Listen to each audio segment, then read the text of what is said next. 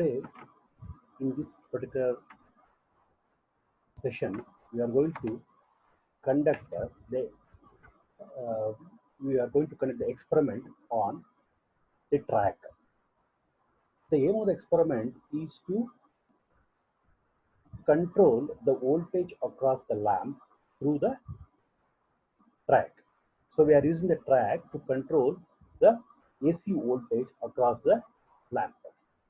And here the aim of the experiment also says that AC voltage control using track and diac. The diac is used as a part of the firing circuit, which can be seen in this circuit diagram. The apparatus that is required is the light dimmer circuit study unit that is available in the lab. So this is a circuit diagram, and there is a 50 volts AC power supply that is available, and you are driving the lamp to the switch. The switch in this case is the track, which allows the current to flow in both the directions. This is the MT2 terminal of the track, and this is the MT1 terminal of the track, and this is the gate terminal of the track. As you can see from this particular circuit diagram, there are a couple of components that are present in the gate circuit of the track. Here, a DAC is present in the gate circuit of the track, indicating the current flow. The possibility of current flow in both the directions is taken care. So if you want to switch it on, the current direction is from left to right, and if you want to switch it off, the current direction is from right to left. The RC components are used for adjusting the turn on and turn off time of the track. So R1, a variable resistance VR1, capacitor C1, R2, and C2 are the other parts of the firing circuit for this particular track. You can also observe that this particular gate firing circuit is also powered by the same 50 volt source. Only thing is that the voltage is tapped not at the input terminal but at a point which has been taken after the lamp. That is the only difference. So an AC voltage is given even to the track firing circuit to give an alternative current pulses to the gate of the track. So this is the circuit diagram, and next we will see the connection diagram. This is the actual setup that is available in the lab, and the dotted line indicates the connections that we have to make. So these are not there that we have to make.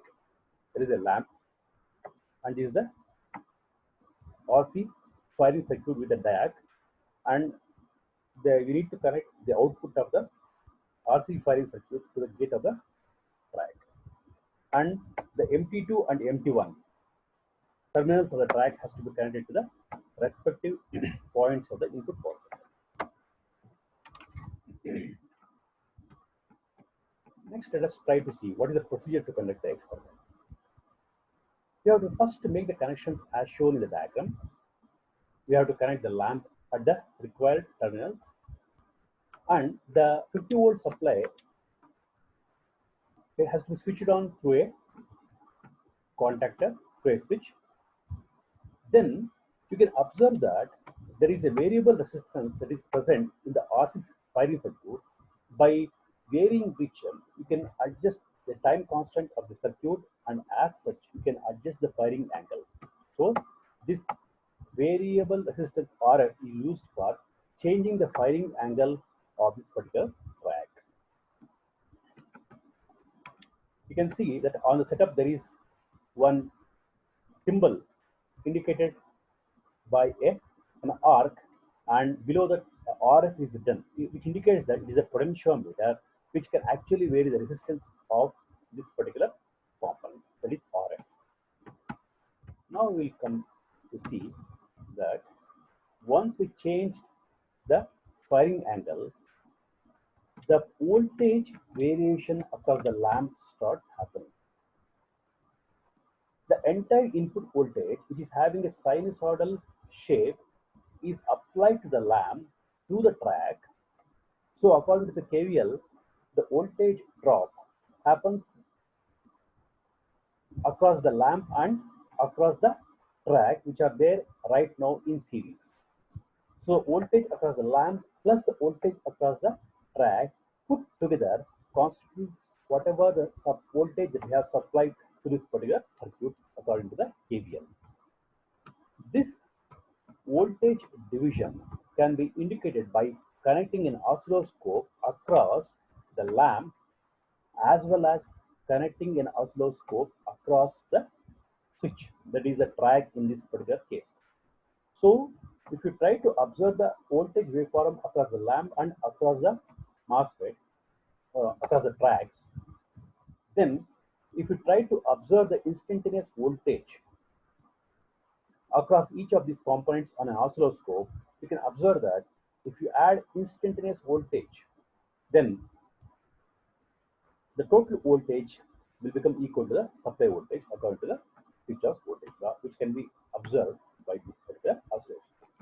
Here you can see that the top waveform indicates the input voltage waveform and the bottom indicates the voltage across the load. In this particular case, you can see that the firing angle is equal to 90 degree. That's why till 90 degree, you can see that the load voltage is 0. Only after 90 degrees, you can see that voltage starts appearing across the lamp. Till then, the voltage is 0. So, if you observe the voltage waveform across the track, exactly opposite you can see. That means from 0 up to the firing angle, you can see the waveform shape equal to the sinusoidal input voltage waveform. Whereas for the remaining portion of the time, you can see that it is 0.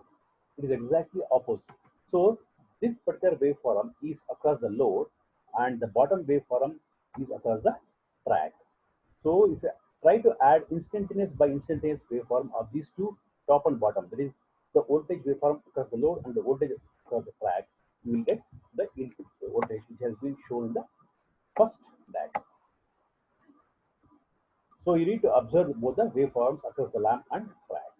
And this is the waveform that has been shown at a particular firing angle that is equal to 90 degree. But in actual practice, it has to be continuously changed and the waveform has to be captured at each and every instant. Now the question, how to calculate the firing angle? This has been given in this particular diagram. You can see that the entire half cycle of this particular sinusoidal waveform corresponds to y is equal to 180 degree.